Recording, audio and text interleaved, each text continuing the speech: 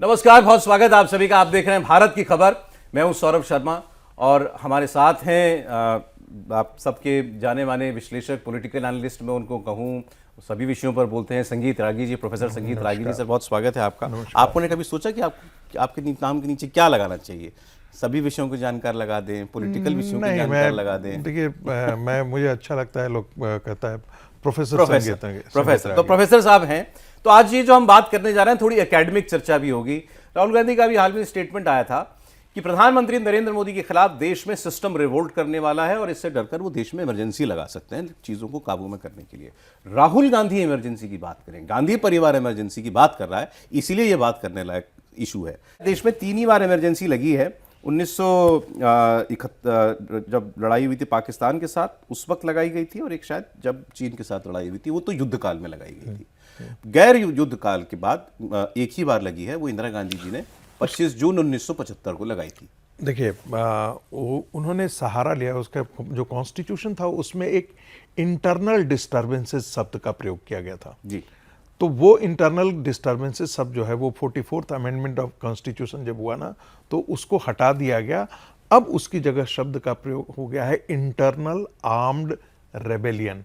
ये एक सेफगार्ड के तौर पे इंटरनल आर्म्ड रेबेलियन का मतलब आंतरिक सशस्त्र विद्रोह हो जाए, युद्धकाल, एक्सटर्नल एग्रेशन, या अब आंतरिक सशस्त्र विद्रोह हो जाए, तभी आप नेशनल इमरजेंसी लगा सकते हैं, नहीं तो नहीं लगा सकते। वो जिस क्लॉज का इंदिरा गांधी ने सहारा लिया, वो क्लॉज ही हटा दिया। वो क्लॉज हटा दिया गया। 44 जब जनता पार्टी की सरकार आई थी तो 44th amendment of the constitution किया गया था। उससे पहले श्रीमती गांधी ने 42nd amendment of the constitution किया था। वो एक ढंग से मिनी संविधान के बराबर है। उसमें से बहुत सारे संविधान के इधर उधर कर दिया था, चेंज कर दिया था। मतलब आज जैसे मान लें, मतलब जैसे अभी ये नक्सलवाद था, अगर नक्सलवाद बहुत व्यापक रूप कभी ले लेता, मान लें पूरे देश में फैल जाता, वो एक सूरत बन सकती थी, वो आर्म्ड रेबेलियन है। देखिए, यदि नक्सलवाद यदि मान लेते हैं कि पूरे देश के अंदर जो है वो पूरा सशस्त्र विद्रोह पर खड़ा हो जाता और गोलियां चलने लगती, रोज मारे जाते, रोज हत्याएं हो जाती, पुलिस थाने जलाए जाने लगते, पूरे देश भर में ऐसा माहौल बन जाता, पूरे देश की मैं बात कर रहा हूं, तब तो हो सकता था कि इस प्रकार की संभावनाएं हो। और आर्म्ड रेबेलियन का मतलब सशस्त्र विद्रोह देश के अंदर कहीं पर हो आज तो नक्सलवाद खत्म हो गया, कश्मीर शांत हो गया, पूर्वोत्तर शांत हो गया। मैं तो कह रहा हूं उसका कोई भी जो आधार था, नरेंद्र मोदी ने सब खत्म कर दिया है। तो कोई ऐसा कारण नहीं है। और मैं बार बार करता हूं, अभी आपके एक टेलीविजन डिबेट में भी कहा, जो प्रधानमंत्री 356 का प्रयोग नहीं किया हो, वो 352 का प्रयोग करेगा। बात कही उन्होंने, सही बात है। जो प्रेसिडेंट्स रूल नहीं लगाते और गाली खाने के बावजूद भी देश का मानस इसके लिए तैयार था कि आप बीएसएफ के लिए, बॉर्डर के लिए आप जमीन नहीं दे रहे हैं, बांग्लादेशी बॉर्डर हमारा फेंस नहीं हो रहा है, वो चाहते तो प्रधानमंत्री कर देते। या ममता इतनी, ममता के यहां देखिए, ममता बंगाल के अंदर जिस प्रकार की हत्या और गवर्नर और मुख्यमंत्री के बीच में टसल चल रहा था, उस स्थिति में चाहते तो वो कर सकते थे। ऐसा नहीं था कि पहले नहीं हुआ था। कांग्रेस पार्टी सबसे ज्यादा यहाँ इस देश में इमरजेंसी थोपा है, तो वो कर सकते थे। लेकिन प्रधानमंत्री ने इस बात की हमेशा हिमाकत की कि फेडरल स्पिरिट को हमेशा ध्यान में रखते हुए, क्योंकि वो कांग्रेस में जितने ये सब विपक्ष में भी तो भारतीय जनता पार्टी रही है, झेली भी तो है। राम मंदिर मुद्दे पर इनकी 3 सरकारें चली गई थी। तो इन चीजों को ध्यान में रखते हुए प्रधानमंत्री ने कभी भी इस बात को तवज्जो नहीं दी कि 356 का प्रयोग कर दिया जाए। वो प्रधानमंत्री 352 का प्रयोग करने जा रहा है। देश में ऐसी कौन सी स्थिति आ गई है भाई? कोई अराजकता है क्या? कोई आपको दिखाई देता है कहीं पर कि इस प्रकार, जिसे नक्सल कह रहे हैं, नक्सलाइट मूवमेंट एक समय टेरर बना हुआ था। मनमोहन सिंह ने और चिदम्बरम दोनों की आप उस समय के आप बयान 200 जिलों में था। नहीं, मनमोहन सिंह ने क्या कहा था? It is the biggest threat to the national security. ये किसके शब्द थे? ये मनमोहन सिंह जी के शब्द थे। यही बात जो है वो चिदम्बरम ने दोहराया था जब जो आर्म फोर्सेस, पैरामिलिट्री फोर्सेस के कॉन्फ्रेंस को जब वो एड्रेस कर रहे थे, तो यही बात चिदम्बरम ने दोहराया था कि ये सबसे बड़ा थ्रेट है भारत की सिक्योरिटी के लिए, नेशनल सिक्योरिटी के लिए। उनको तो सबको नेस्तनाबूद कर दिया। आज के दिन में, और मैं दर्शकों से आपके शेयर कर दूं, मेरी तो पुस्तक आ रही है इस पर कि how Naxalism came to an end, लेकिन 2024 के चुनाव से पहले ये एहसास नक्सलियों में हो चुका था। मेरे डिपार्टमेंट एक आए नक्सल आंदोलन से जुड़े हुए व्यक्ति, उन्होंने कहा कि हमारी मीटिंग हो जाती तो बड़ा अच्छा होता। सो 370 तो निपटा दिया है नरेंद्र मोदी और अमित शाह जी ने, सो अब हम लोगों की बारी है। ऐसा कहा किससे मीटिंग करना चाह रहे थे? वो चाहते थे कि नरेंद्र मोदी अमित शाह जी तक कोई निगोशिएशन का रास्ता खोजा जाए नक्सलियों के साथ। हम लोग टेलीविजन पर आते हैं तो उनको दीवान में रखता होगा कि लगता है ये रोज ही बात करते होंगे, हम सच्चाई हम जानते हैं समझ रहे हैं कि नहीं। तो उनको लगता, मैंने कहा कि मैं ये बात किसी तरीके से पहुंचा दूंगा, लेकिन मैं इसका हिस्सा नहीं बन सकता है, ठीक है कि नहीं। कहने का मतलब है कि कहीं ना कहीं नक्सलियों को भी ये एहसास हो चुका था कि नरेंद्र मोदी और अमित शाह की जोड़ी 2024 के बाद चुनाव जीत करके आने वाली थी, ये बात उनको एहसास में था। और दूसरा, आने के बाद अगला टारगेट जो होगा ये ऑथेंटिक है, इसलिए मैंने अपने किताब के प्रीफेस में लिखा है। आपने दो बातें बताई, सब बहुत इंपॉर्टेंट है, इसको रिकॉर्ड में लिया जाना चाहिए, ध्यान में लिया जाना चाहिए कि एक तो भारत के संविधान से वो क्लॉज ही खत्म कर दिया गया जिसको आधार बनाकर इंदिरा गांधी ने इमरजेंसी लगाई, मैं तो कहता हूं थोपी, इंटरनल डिस्टर्बेंस। दूसरा, आपने कहा कि इस सरकार का रिकॉर्ड है, ये तो राज्यों की सरकार बर्खास्त नहीं करती तो पूरे देश में क्या इमरजेंसी लगाएगी। अब जब राहुल गांधी और भी इसके प्रोटेक्शन आए हैं, 44th अमेंडमेंट में प्रोटेक्शन आया कि आप कैबिनेट का रिटन अप्रूवल जब तक नहीं होता है, कैबिनेट एंडोर्स कर दे। क्योंकि ध्यान रखना चाहिए, ये दर्शकों को जानना चाहिए, उस समय फखरुद्दीन अली अहमद जो थे उस समय के राष्ट्रपति थे, कैबिनेट ने अप्रूव नहीं किया था, एंडोर्स नहीं किया था इमरजेंसी को। क्या होना चाहिए? राष्ट्रपति कैबिनेट के सलाह पर काम करता है, प्रधानमंत्री की सलाह पर नहीं काम करता है। तो कैबिनेट ने, उस काउंसिल ऑफ मिनिस्टर ने उसको अप्रूव नहीं किया था, इसके बावजूद भी वो कैंपन ने बाद में किया था। एक कार्टून बड़ा मशहूर हुआ था ना कि वो बाथटब में लेटे हुए हैं, लोगों ने कहा कि वो तो बाथरूम में थे जब कहा गया कि इमरजेंसी का पर्चा साइन करने के लिए। बिल्कुल आपने सही कहा था। दूसरा, अब आपको 30 डेज के अंदर पार्लियामेंट के दोनों सदनों से इसको अप्रूव कराना पड़ेगा। इसके अतिरिक्त अब आपको स्पेशल मेजोरिटी को लोग गलती से ले लेते हैं, उनको अधिकांश लोगों को समझ में आते हैं, 2/3 members present and voting but not less than half of the total strength of both the houses. यानी कि 2/3 majority members present and voting होना चाहिए, और वो किसी भी हालत में नहीं, मान लेते हैं कि 100 ही लोग मेंबर हो तो उसका 2/3 तो बहुत छोटा हो जाएगा, किसी भी हालत में उस सदन के जो आधे सदस्य से ज्यादा होना आवश्यक है। ये सब सारे प्रिकॉशन है, और 6 महीने के अंदर आपको उसको फिर रिव्यू करना पड़ेगा।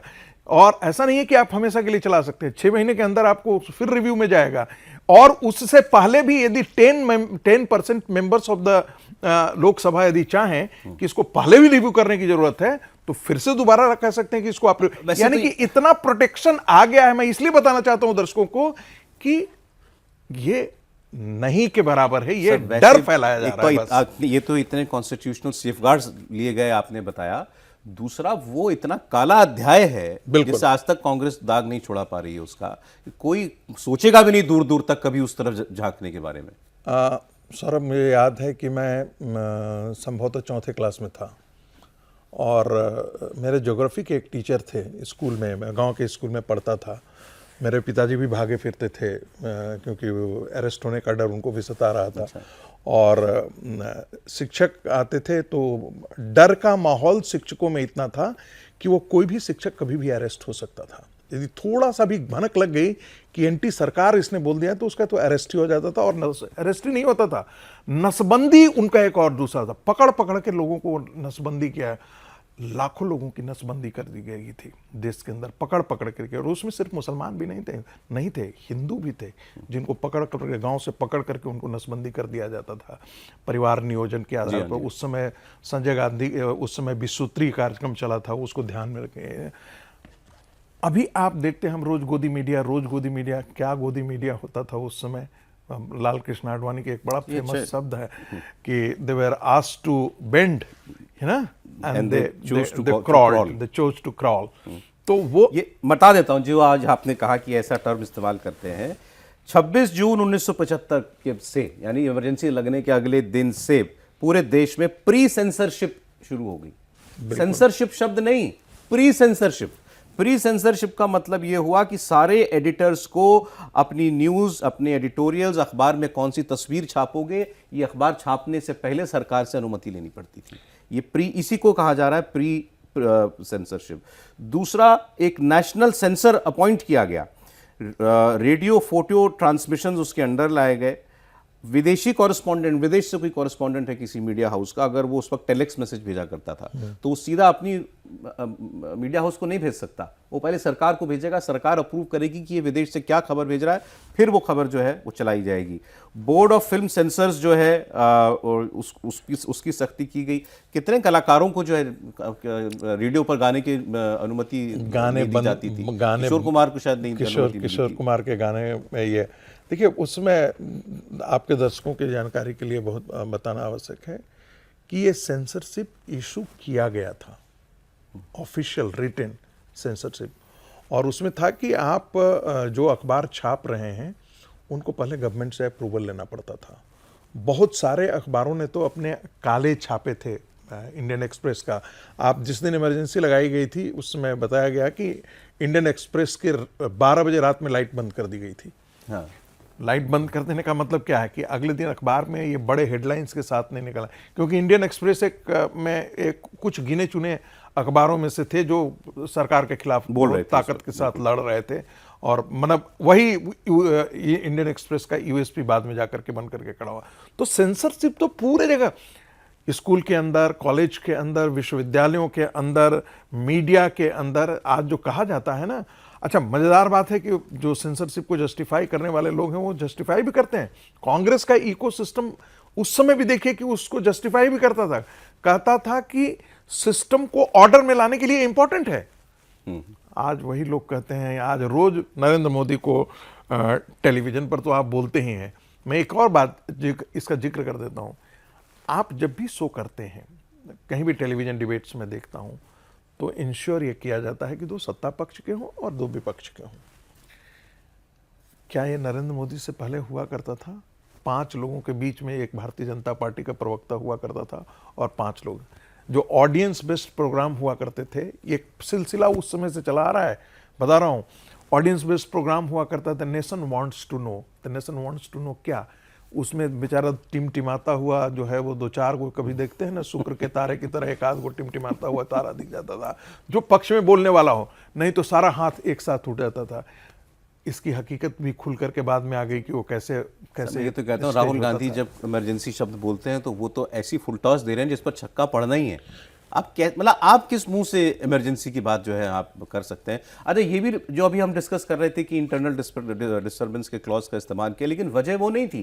जयप्रकाश आंदोलन चल रहा था, सर ने तो उसको बहुत करीब से देखा भी होगा। पूरे देश में ये बात सही है कि एक आंदोलन था। हाँ। लेकिन असल वजह तो ये थी कि उनकी उम्मीदवारी चली गई थी इलाहाबाद हाईकोर्ट ने। एक्चुअली 1971 का जो चुनाव था, उन्होंने माल प्रैक्टिसेस का जो केस था वो राजनारायण जी ने राजनारायण जी ने केस लड़ा था, इलाहाबाद हाईकोर्ट में डाल रखा था।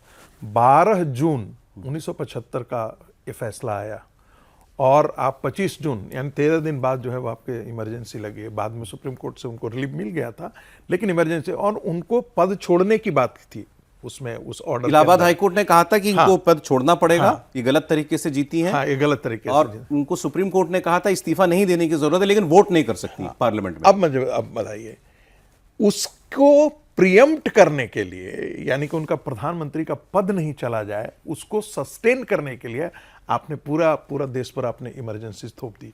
तो ऐसा नहीं था, क्योंकि जब इलाहाबाद हाईकोर्ट का फैसला आया तो स्वाभाविक है कि विपक्षी पार्टियां क्या है, सड़क पर उतरेंगी। बिल्कुल सड़क पर उतरेंगी, और जो है वो गुजरात के अंदर, बिहार के अंदर उस समय नवनिर्माण, ये गुजरात नवनिर्माण ये थी, बिहार के अंदर छात्रों का आंदोलन शुरू हुआ, गुजरात के अंदर छात्रों का आंदोलन शुरू हुआ।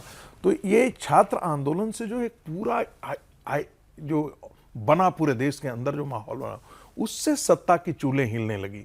उससे उनको लगा एक बहुत बड़ा, और मैं तो कहता हूँ राष्ट्रीय स्वयंसेवक संघ की के जो अखिल भारतीय विद्यार्थी परिषद है, उसकी बहुत बड़ी भूमिका थी उस आंदोलन में। यदि आप सच कहिए तो देश में 1947 के बाद कोई बड़ा आंदोलन नहीं हुआ है जिसमें, मैं बार बार कहता हूं, जिसमें राष्ट्रीय स्वयंसेवक संघ के स्वयंसेवक संघ नहीं, राष्ट्रीय स्वयंसेवक संघ के सदस्य उसमें नहीं कंट्रीब्यूट किया हो, कोई बड़ा आंदोलन खड़ा ही नहीं हो पाया है। आप काउ प्रोटेक्शन मूवमेंट आप ले लीजिए, चाहे वो 1971 का है, या बीपी सिंह को इतना बड़ा किसने खड़ा किया था? अखिल भारतीय विद्यार्थी परिषद ने किया था। हम तो पटना में थे, पटना में उस समय, और वो अन्ना आंदोलन तक जारी रहा, वो अन्ना आंदोलन तक जारी रहा। पहली बार अब हुआ कि बेचारा बीजेपी के स्वयंसेवक जो हैं या आरएसएस के स्वयंसेवक अपने आप को ठगे हुए केजरीवाल लेकर के भाग गए। कह रहे हैं मोदी इमरजेंसी लगाएंगे, तो हम ये बताना चाह रहे हैं कि इमरजेंसी थी क्या।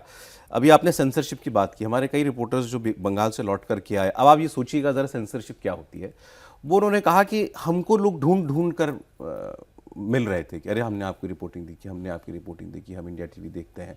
उनको पहचाना तो उनसे इंडिया टीवी की बात करेंगे और टेलीविजन भी देखते होंगे, आप लोग ठीक बता रहे हैं। तो उन्होंने फिर जब उनके साथ ये अक्सर हुआ तो उन्होंने पता करने की कोशिश की कि भाई इतना नेशनल, क्योंकि हम हिंदी के चैनल, बंगाल है, लैंग्वेज प्रॉब्लम है, फिर भी ये लोग हिंदी मीडिया को इतना क्यों देख रहे हैं, नेशनल मीडिया को इतना क्यों देख रहे हैं।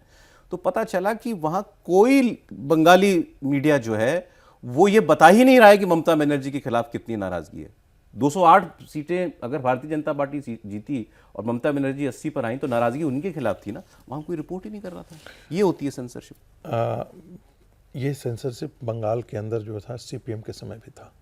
मैं आपको बताऊं, सीपीएम के अंदर मुझे रिसर्चर्स बताते थे कि वहाँ पर जाकर के नेशनल आर्काइव, वहाँ के आर्काइव वगैरह को ढूंढने चले जाते थे, और कोई मान लेते हैं बहुत कोई ऐसा फाइल आप देखना चाहते हो जो लगता हो कि बहुत सेंसिटिव फाइल हो सकता है, तो उसे मना कर दिया जाता था। कई ऐसे रिसर्चर्स मुझे बताते थे, ये मैं आज की बात नहीं, 2002-2003 की मैं बात बता रहा हूँ। कई लोगों से बातचीत होती थी जो, और वो जो जेएनयू के जो थे वो दिल्ली यूनिवर्सिटी में टीचिंग कर रहे थे, ऐसे लोगों की, मैंने ये नहीं कह रहा हूँ कि कोई स्टूडेंट हल्की फुल्की बातें कर रहा हूँ, डीयू में पढ़ा रहा टीचर जो अपने पीएचडी के सिलसिले में कलकत्ता गया, वो आर्काइव को एक्सेस करना चाहता है प्योर एकेडमिक पर्पस के लिए, प्योर एकेडमिक पर्पस के लिए, लेकिन वो सेंसिटिव इतने हुआ करते थे कि वो आपको जाने नहीं देंगे, आपको बताना पड़ेगा। और यही सिलसिला टीएमसी ने बंगाल के अंदर किया। आपने देखा होगा ऑडिटोरियम नहीं देते थे। मैं आपको बता रहा हूँ, एक सबको बताने की आवश्यकता है, एक red hammer on Calcutta university करके एक किताब है, संतोष भट्टाचार्य ने लिखा, तब आपको पता लगेगा कि क्या रेड हैमर हुआ करता था।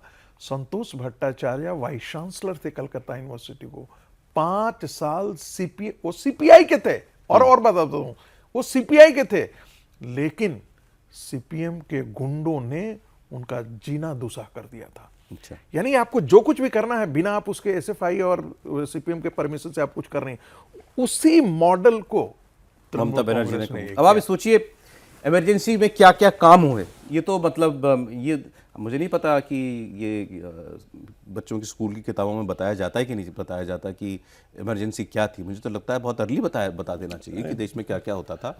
ये मुझे लगता है हायर एजुकेशन में तो बताते होंगे। मजेदार बात है, अच्छी बात आपने छेड़ दी। एक राहुल गांधी के गुरु थे, अभी भी हैं, दिल्ली यूनिवर्सिटी के नहीं, दिल्ली यूनिवर्सिटी के नहीं है, वो बाहर से हैं, नाम नहीं जो उनका जिक्र करना चाहूँगा, और वो यूजीसी कमीशन में भी मेंबर रहे थे। तो एनसीईआरटी के जो सिविक्स की जो किताबें थी ना, उसमें इमरजेंसी का डाल दिया था, तो बड़ा बवाल मचा था तब उस समय। अच्छा। मनमोहन सिंह की सरकार थी उस समय। अच्छा। समझे कि नहीं?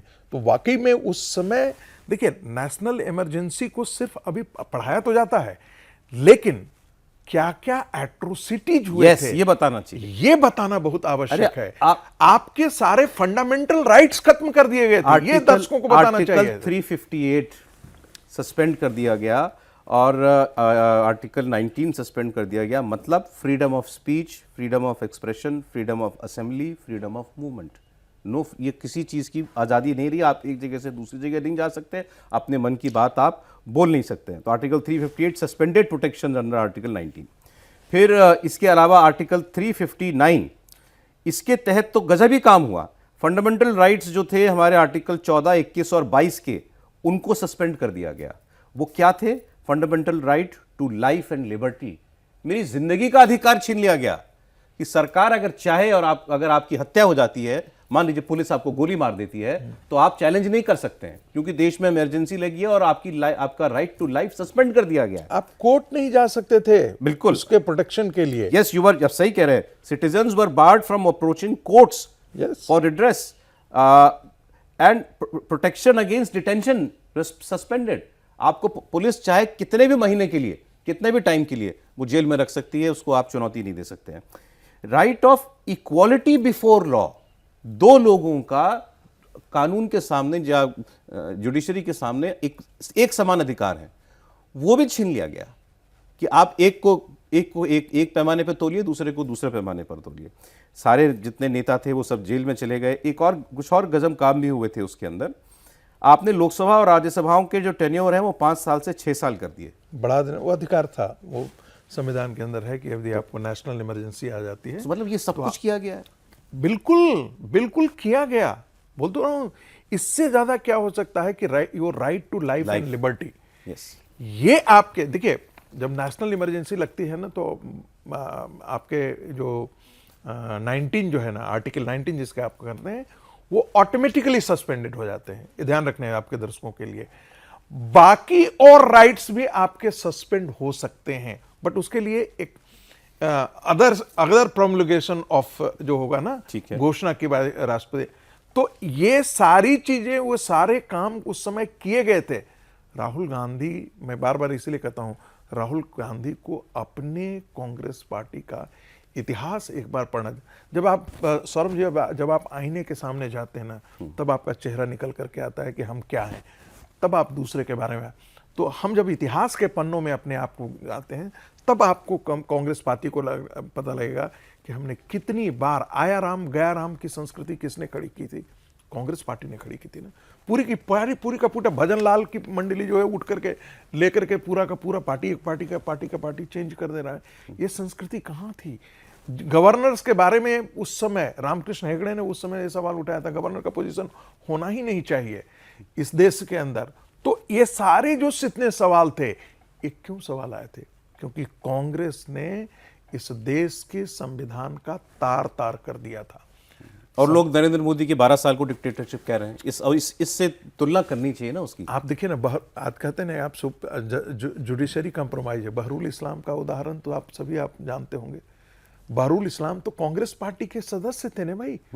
उनको जो है वो जज बना दिया था। जज बना देते हैं। नहीं, जज ही नहीं बनाते हैं वो।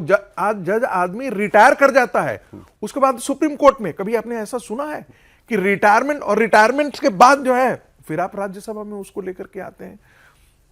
एक उदाहरण हो, आप संवैधानिक संस्थाओं की बात करते हैं। इलेक्शन कमिश्नर का चुनाव कैसे हुआ करता था? प्रधानमंत्री जो चाहती थी वही है चीफ इलेक्शन कमिश्नर। ये तो टीएन सेशन के बाद हुआ था ना कि तीन लोगों का ये हो। तो ये सारी चीजें इस देश में हुआ है। अब कांग्रेस को परेशानी इस बात के लिए हो रही है कि कांग्रेस पार्टी राजनीतिक जमीन पर भारतीय जनता पार्टी और नरेंद्र मोदी की अपील को धुंधला नहीं कर पा रही है, उसे वाइंड अप करते हुए आप राहुल गांधी जो डर दिखा रहे हैं, इसके कुछ ग्राहक हैं क्या देश में? देखिए, बिल्कुल है। आप ये जो कॉकरोच पार्टी बनी है, ये सब ऐसे लोग हैं ना जो राहुल गांधी के चीजों को लेंगे। तो इसको आप सीरियसली लेते हैं कॉकरोच पार्टी को? देखिए, मैं तो सीरियसली नहीं ले रहा। मुझे एक विदेशी एक पत्रिका ने मुझे थोड़ा सा उस पर बातचीत किया था, तो मैंने कहा आप इसको एक नैरेटिव के तौर पे खड़ा करना चाहते हैं, इसलिए इसके बारे में बात भी करना चाहते हैं। नहीं तो कॉकरोच पार्टी को कौन सीरियसली लेगा, और क्यों सीरियसली लेगा? Just a social media phenomena. It's a social media phenomena. अब हो गया। बहुत सारे उसमें हमारे अपने भी ये स्टूडेंट होंगे जिनको लगा हम चीफ जस्टिस ने हमको कॉकरोच बोल दिया। हालांकि चीफ जस्टिस ऑफ इंडिया ने बाद में जाकर के उन्होंने सफाई भी, क्लैरिफिकेशन भी दिया। लेकिन बहुत सारे ऐसे मजे होता ना आजकल हमारे यहाँ विश्वविद्यालयों में कई बार लोग मजाक कहते हैं मजेले.com है ना। तो ये फिजल आउट हो गया, हो ही गया तो मेरे ख्याल में फिजल आउट है। सो मतलब बात मैं ये कर रहा था कि राहुल गांधी जो बातें कहते हैं उसको सीरियसली लेने वाले एक तबका है देश में ना। बहुत छोटा सा तबका है। अच्छा। देखिए, राहुल गांधी को मुझे नहीं लगता है कि बहुत गंभीरता से राहुल गांधी की पार्टी के अंदर, ये राहुल गांधी की सबसे बड़ी कमजोरी है। कुछ लोग हैं, पत्रकारों का एक बहुत बड़ा समूह है। देखिए, उनको लगता है कि जो नरेंद्र मोदी को गाली गलौज की भाषा में बात करे, नरेंद्र तू तड़ाके की बात में बात करे, जो रोज सुबह से शाम तक राष्ट्रीय स्वयंसेवक संघ को गाली देने, वो ये नहीं समझते हैं कि राष्ट्रीय स्वयंसेवक संघ के अंदर जो लोग नाराज भी होंगे ना, जब राष्ट्रीय स्वयंसेवक संघ पर वो गाली देते हैं तो अपना जो खाकी निकर है ना, वो कहीं धूल में यदि बक्से उक्से के अंदर बंद होगा, वो भी उसको झाड़ करके अगले दिन सुबह शाखा में पहुंच जाता है। तो राहुल गांधी जितना राष्ट्रीय स्वयंसेवक और राष्ट्रीय स्वयंसेवक संघ को गाली देने से पहले आप एक बार देखिए तो सही कि राष्ट्रीय स्वयंसेवक संघ ने इस देश के लिए काम, कौन सेवा बस्तियों में जाकर के काम करे, कौन 43,000 जाकर के बनवासी क्षेत्र के गांवों में काम करता है। कोई एक देश का कोई एक संगठन जरा निकाल करके दिखा दीजिए। प्रचारक, ऐसे प्रचारक जो लाखों करोड़ों की कमाई कमा सकते थे, उन्होंने सारा सर्वस्व अपना जीवन दे दिया। अब राहुल गांधी को सोचना चाहिए। एक लास्ट कमेंट नरेंद्र मोदी के ऊपर आपका, जो राहुल गांधी की तरफ के लोग हैं वो कहते हैं राहुल की नरेंद्र मोदी डिक्टेटोरियल है, तानाशाही प्रवृत्ति है उनकी। जो राइट विंगर है उनमें भी एक तबका है, मतलब जो नरेंद्र मोदी की विचारधारा वाला, उसमें भी एक तबका है जो मानता है कि नरेंद्र मोदी जरूरत से ज्यादा डेमोक्रेटिक है, जरूरत से ज्यादा लोकतांत्रिक है, उन्होंने ज्यादा स्पेस दिया हुआ है। तो अब मैं आपसे, नरेंद्र मोदी एक लोकतांत्रिक नेता, एक डेमोक्रेटिक व्यक्ति है, टू डेमोक्रेटिक है या डिक्टेटोरियल टेंडेंसी वाले हैं? मैं उन लोगों में से हूं जो मानता हूं कि नरेंद्र मोदी जरूरत से ज्यादा डेमोक्रेट है। समझ रहा था मैं। अभी वर्तमान बिहार के अंदर शकुनी चौधरी के सुपुत्र सम्राट चौधरी, कौन सी भाषा शकुनी चौधरी ने उन्होंने नहीं किया। कोई दूसरा आदमी होता तो वेंजियंस के साथ काम करता। मैं फिर आपको दोहरा रहा हूं, कोई दूसरा व्यक्ति होता तो कहता वेंजी, इसके बाप ने मुझे तो पूरे मेरे खानदान तक गाली दे दी है, नीच शब्द क्या क्या चीजें नहीं कहा है। लेकिन क्या नरेंद्र मोदी की बात में, व्यवहार में कहीं आपने देखा है? मुझे नहीं। और जितने लोगों से सुना हूं उसमें लोग कहते हैं ये कभी हमने वो, तो नीतीश कुमार ने क्या कसर छोड़ी थी? मैं आपने बिल्कुल सही याद दिया। नीतीश कुमार ने अपने नहीं किया था। जो भारतीय जनता पार्टी की राजनीति जानते हैं, उनको वो अच्छी तरीके से जानते हैं, हम सब जानते हैं कि उनको नरेंद्र मोदी को बेइज्जत करवाने का सारा प्लान जो है भारतीय जनता पार्टी के ही कुछ लोगों का था, ताकि उनको उस ढंग से उनको नीचा दिखाया जा सके। उस नीतीश कुमार के हाथ में भी वो गलबाही कर करके उनको पूरी प्रतिष्ठा और इज्जत के साथ खड़ा रहने दिया। कौन ऐसा नेता होता है? आप मुझे बताइए ना, कौन सोनिया गांधी को गाली देकर के कोई पार्टी में रह सकता है क्या? अंदाजा लगा कोई राहुल गांधी के खिलाफ कोई बगावत कर करके पार्टी में रह सकता है क्या?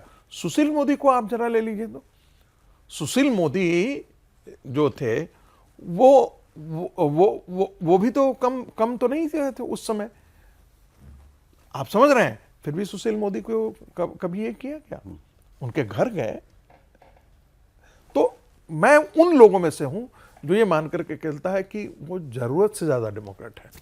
प्रोफेसर साहब बहुत शुक्रिया आपके टाइम के लिए। बहुत सारे मुद्दों में बात हुई और इमरजेंसी को याद रखा जाए, जितनी बार बात हो उतनी बार अच्छा है, ताकि पता लगे कि ये काम भी देश में हुआ था और आइंदा कोई इसके बारे में सोचे ना। इसीलिए खास तौर पर राहुल गांधी जी को धन्यवाद देते हुए कि ये मुद्दा उन्होंने हमें फिर दिया एक बार कि इस पर बात करें। ये तो ऐसे भी 25 जून को जो है इमरजेंसी लगाया गया था, तो ये तो हर साल देश को ये एक बार याद दिलाया जाना चाहिए कि एक काला दिन था, और ये काला दिन हमारे देश के लोकतंत्र में और दुनिया में ये कहा जाता है कि भारत की डेमोक्रेसी बहुत सक्सेसफुल डेमोक्रेसी एक छोटा सा ऐसा पीरियड उसको छोड़ कर और वो यही इमरजेंसी का दौर। बहुत शुक्रिया प्रोफेसर संगीत आगी जी, आप स्टूडियो में आए। आप देख रहे थे भारत की खबर, आज इतना ही।